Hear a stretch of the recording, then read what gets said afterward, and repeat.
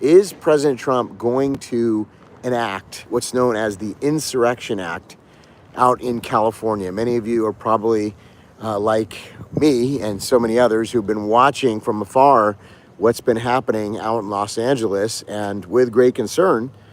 For me, it's very personal because I pastored there for a long time, lived in Los Angeles most of my life, and I lived through the LA riots. In fact, I was talking to my wife about this, the LA riots and, the earthquake in the 90s in Northridge.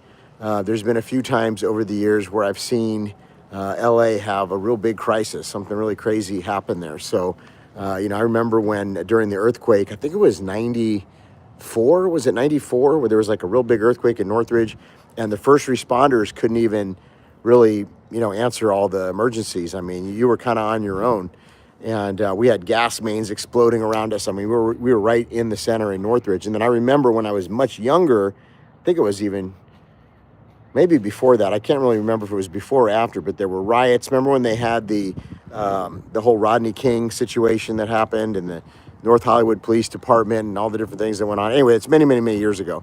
But, it just reminded me of that because, I kind of remember LA being in a situation like that right now. But a lot of people want to know, would President Trump go as far to invoke what's known as the Insurrection Act? And the answer to that is we really don't know. We don't really know. Now, he was asked this on the tarmac when he landed today. He was with Marco Rubio, the Secretary of Defense, and he was asked, Secretary of State.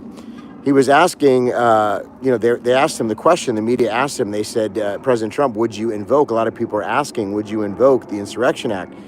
And he said, well, if there's an insurrection. And a lot of people are saying, well, there kind of is an insurrection that's going on right now. Many of us know, and we've even seen, there's been these Craigslist ads, which Craigslist is like an online website where they put up ads. A lot of them are free. I think you got to pay for them these days, but people put up ads, and basically they were putting up an ad for people to protest, for people to be the kind of people that we're seeing in the streets, and they're paying them really good. It's like not just a little bit of money. I mean, we're talking like $1,200 a day or something like that. So I think it went even more than that. So a lot of people are sharing that on X right now. They're sharing the fact that, there's these organizations called non-governmental organizations, or NGOs, that are known to fund these type of things. And these are radical leftist organizations from guys like George Soros and others. So we know there's NGOs. We know that NGOs were utilized during the caravans, if you recall, during the Biden administration, when all those caravans were coming up. A lot of that, I mean, who were the people that were funding the buses? Who were the people that were driving these people all the way up to the United States? Obviously, there was a lot of funding behind it. The people didn't just walk the whole way. A lot of them were being bussed up all throughout their trip and their journey to America. And a lot of that is funded by these organizations called NGOs, non-governmental organizations. And so what people have done is they've researched, they've seen online where they have the ads on Craigslist.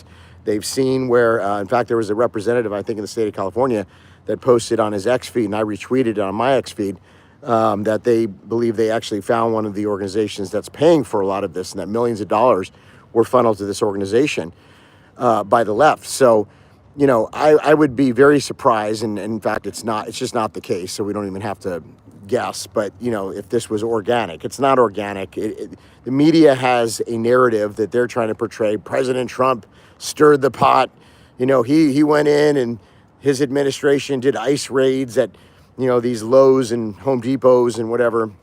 And, that's not the case. Listen, this is a nation of laws, okay? This is a nation that has laws on the books. And these laws were voted into law by Democrats and Republicans, by the way, by people that were representatives of the people. And our nation is a nation of laws. In fact, President Trump was elected on the basis of bringing law and order, if you recall. People wanted to see law and order. They want to see the border shut down. They wanted to see, the police funded again after the radical left wanted to defund the police in all these cities, and crime shot through the roof. And all these sanctuary cities, people are noticing big changes, high crime, people are getting raped, and there's all this awful stuff that's happening. And so people aren't feeling safe in communities that for years they've always felt safe. All of a sudden they're not feeling safe anymore. So people voted and showed up in the droves and voted President Trump in on the basis of law and order, on the basis of bringing back, border security and jobs, manufacturing, the whole Trump agenda, the America First agenda. So, when we see ICE doing its job legally, what they're actually supposed to be doing, what they're paid to do, going in and enforcing immigration laws anywhere in the continental United States or in any of our territories for that matter, that is not something that's weird or taboo. That's actually just a very normal thing. That's what ICE does. And everybody knows that. Everybody knows that that was what President Trump said he was going to do, literally. So it shouldn't really be a surprise to anybody that that's what ICE is doing. And so I think what President Trump did, what the administration did, is they recognized that probably one of the biggest, if not the biggest sanctuary cities in the nation is Los Angeles. And listen, I know the demographics well in Los Angeles. The whole situation in Southern California. I lived there so many years. I pastored there. We had a food pantry that we would feed hundreds of people for years and years. I know the area so well. So, I definitely understand Los Angeles. I understand what's going on there. There definitely are a lot of people that are not citizens that live in that city. Some of them are good people. Some of them are family people and good people. I don't think most of those people, there's probably like 1 million. I think the numbers are like 1.8 million.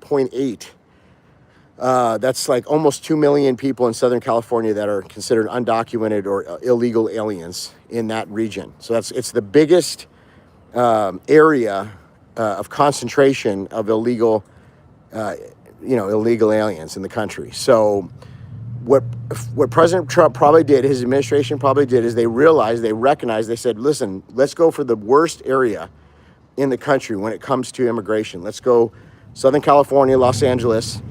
And they went there into an area where it's part of the continental United States, part of America. It's under the same laws that we're under in every other state as far as federal immigration laws. They went in with ICE. They enforced those laws. Nothing illegal, nothing crazy, nothing taboo, nothing extreme, just literally enforcing the laws of the land. And the governor of the state says, "Oh my gosh, you're coming in and you're doing all this. This is all President Trump's fault." And no, actually, Governor Newsom, if you were enforcing the laws and doing your job, then the federal government wouldn't have to come in and do your job for you. But what's happened is these sanctuary cities have gotten so bad. I don't know if you've seen the homeless encampments, just unbelievable. How many people are homeless in these places, and, just the whole, like I said, the safety. You don't feel safe when you're in these areas anymore. It's just not the same as it was 20 years ago. I'm not saying that it was ever super safe, but I remember when I was a kid, when I was younger, I used to be able to pretty much go anywhere on my bike. My mom didn't worry too much. We lived in the San Fernando Valley.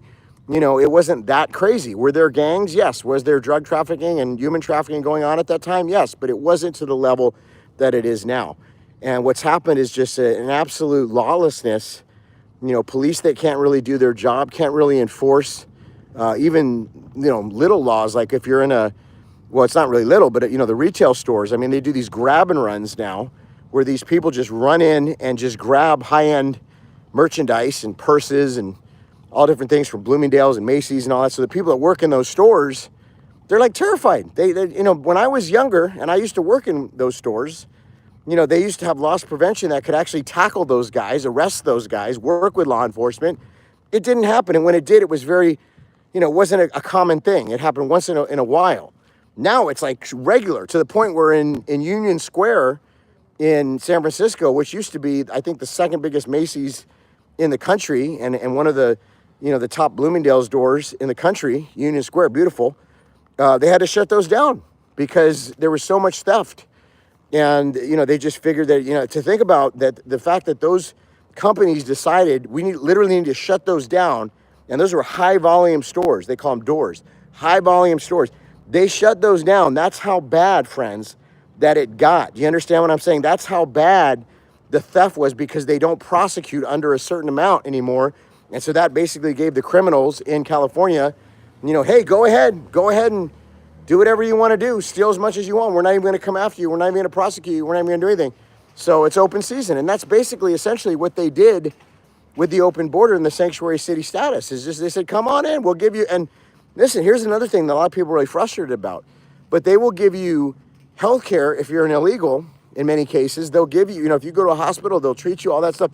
If you're an American, if you're somebody who's actually paying for health insurance, you actually have to pay like way more. And a lot of times people that are not even legal citizens don't have to pay anything.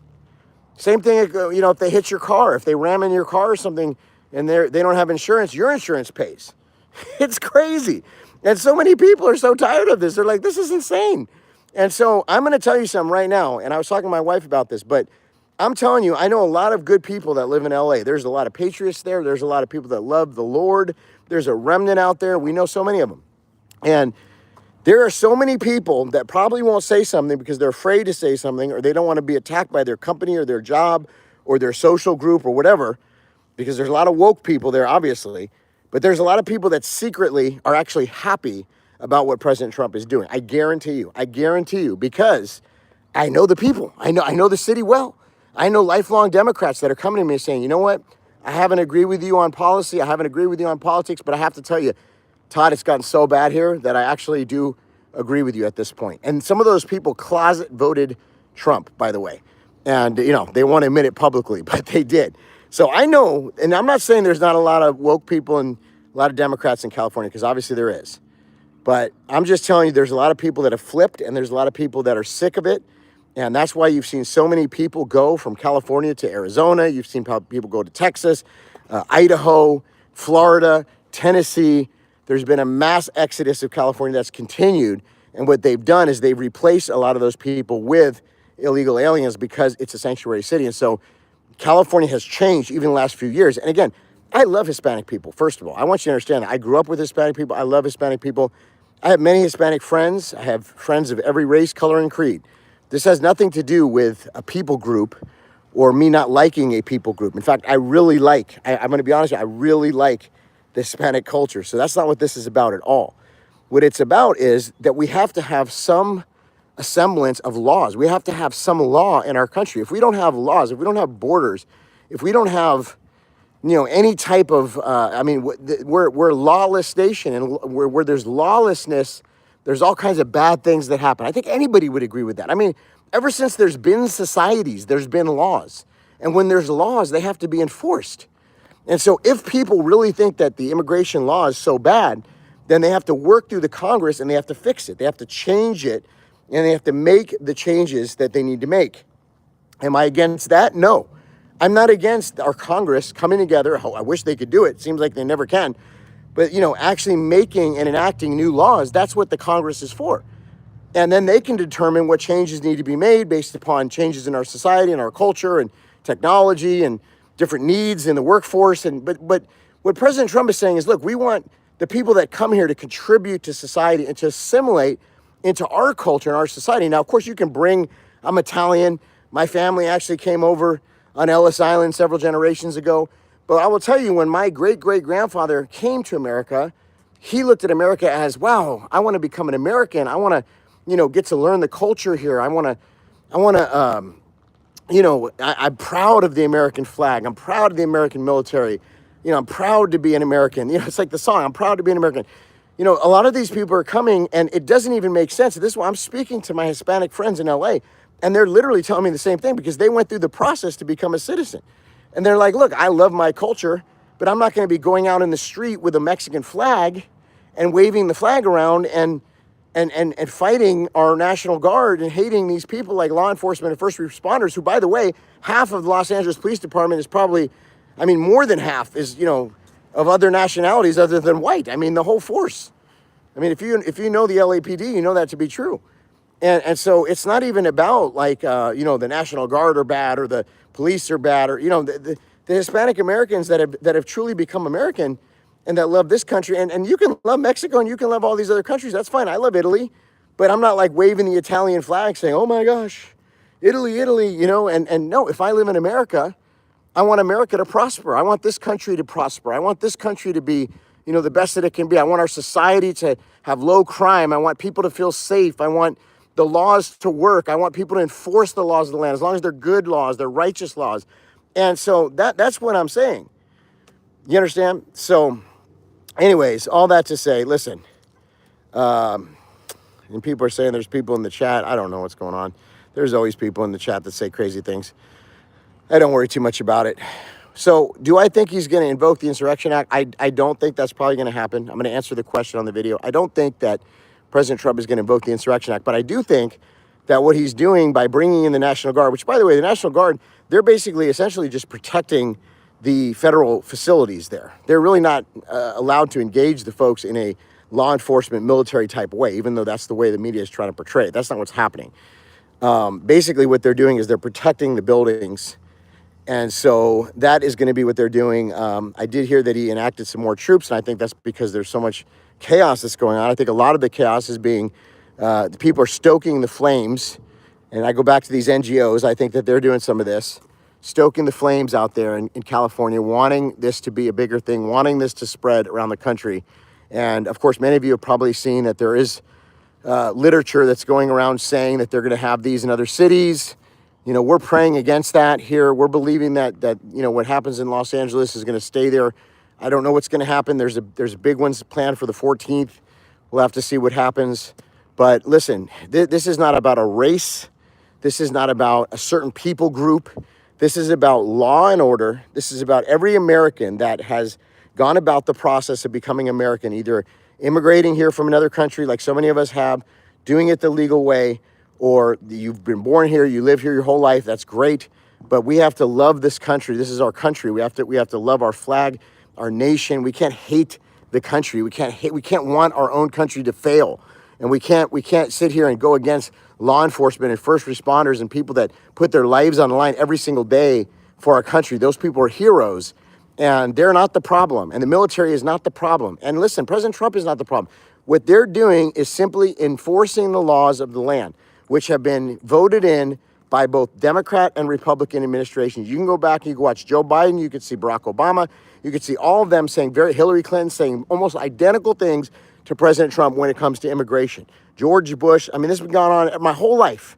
You can literally go on YouTube and go back and listen to these representatives, and when they were in office, whatever they were doing, you know, whether they were Congress people or senators or, you know, Secretary of State, Hillary Clinton, whatever, those people, when, you know, President Obama, President Biden, you can go back, Bush, and they all said the same thing about immigration in their time. Reagan. So none of this is taboo. None of this is crazy. None of this is, oh my gosh, Trump is doing something horrible. Listen, the sanctuary city laws are illegal. They're against the laws of the land. They are, and once you go into that gray area, then that means all the laws of the land can be, you know, well, maybe we don't enforce this, maybe we enforce that. That's what Congress is for. Congress is there to make the laws. We elect the people into Congress as representatives, and they make the laws, they craft the laws. That's the deal. And so if you don't like the law, you need to vote people in that will vote on whatever issue it is that you think is the most important pressing issue for our country. And then they need to have those types of debates in the Congress, make the changes to immigration law. But nothing that's going on right now as far as enforcing immigration law is illegal or crazy or taboo. It is simply enforcing the current laws on the books in the land, and that's for the entirety of our country, including California. So with that being said, hopefully that makes sense. Thank you guys for tuning in.